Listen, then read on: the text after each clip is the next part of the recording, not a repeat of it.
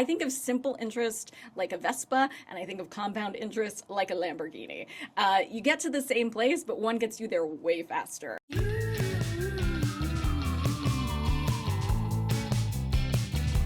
Now, I want to talk about something you mentioned in your podcast and in your books. You call it making money while you sleep. And let me tell you, as a mom with young kids, with a busy career, I am very intrigued by that. Are you sleeping though? No, I get barely any sleep these days. Let's be real. But, tell me a little bit more about making money when you sleep, how building passive income streams and earning compound interest can really make a difference long term. What are some of the best ways you can do that?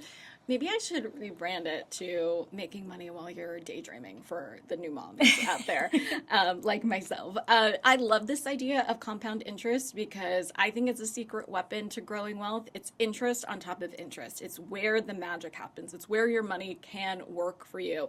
And we work so hard for our money that I think it should return the favor. I think of simple interest like a Vespa, and I think of compound interest like a Lamborghini. You get to the same place, but one gets you there way faster. Albert Einstein called compound interest the eighth wonder of the world.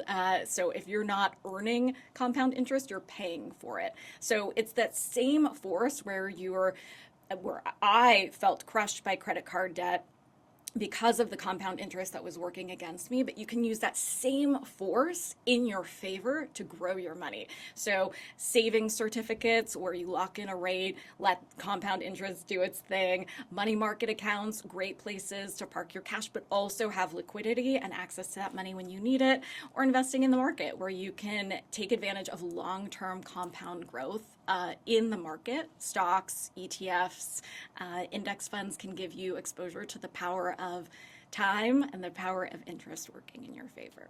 This is so exciting. So having a few different ways to boost your savings also sounds like a great way to set yourself up for retirement, especially when you're young, because that money has more time to compound over and over again. And I think it's so important to remember that the longer you wait to get started, the more you sacrifice on the back end of your career. So you aren't losing out on those months of compounding when you're 30, you're losing out on months when you're 65 or 67, and that interest is at its highest. Yeah, exactly. So the earlier you start, the better. I think we all wish we started earlier, but today is as good a day as any. So the earlier you start, the less heavy lifting you have to do. And here's a crazy stat just to put this in perspective. If you start investing at 25 and you put away just $200 a month, assuming a 10% annual return, you'll hit $1 million by retirement. But if you wait 20 years until you're 45, you will have had to put in $1,500 a month to reach the very same goal. So the math is clear. It's not about having the most money. It's having the most time possible. Time is the most important factor for growing your wealth. So what it sounds like you're kind of saying is that it's never too early to start investing, but it can be a little too late, or it's harder when it's late. Exactly. The earlier, the better. I think it starts, though, with parents. Unfortunately, we don't learn this stuff in school, so it is incumbent on the parents.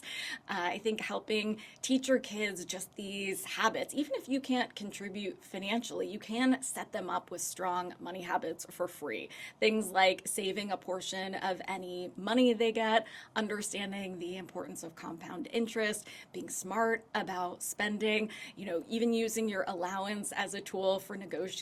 My daughter's 3 months old, but when she gets older, my husband and I want to have her negotiate for her allowance because that will build a little entrepreneur in her.